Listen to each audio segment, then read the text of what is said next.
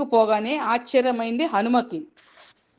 నిత్యం యథావిధిగా అగ్నిహోత్రాన్ని చేసే దీక్షతో ఉన్న రాక్షసులు, జడలు ధరించిన వానప్రస్థువులు, తలలని బోడి చేసుకున్న యతులు, ఎద్దు చర్మాన్ని ధరించేవాళ్ళు, దిగంబరులైన అవధూతలు, చేతిలో దర్భలను ధరించి అవసరమైనప్పుడు మంత్రించి అస్త్రాలుగా చేసే శక్తి ఉన్న దర్భ ముష్టి ప్రహరణులు, అగ్నికుండాల నుంచి శక్తిని పుట్టించి ఆయుధాలుగా ప్రయోగించే శక్తి ఉన్నవాళ్ళు ఎందరో అక్కడ కనిపించారు.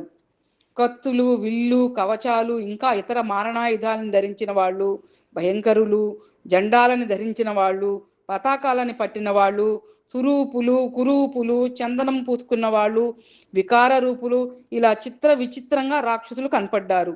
అయితే అందరిలో ఏ ఒక్కరిలోనూ కూడా ఏమరపాటు లేకుండా అంతా అప్రమత్తంగా ఉన్నారు.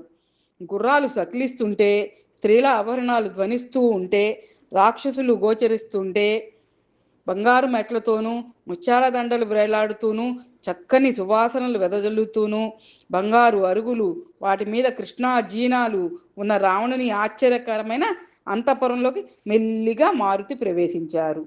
జై శ్రీరామ్, జై జై శ్రీరామ్.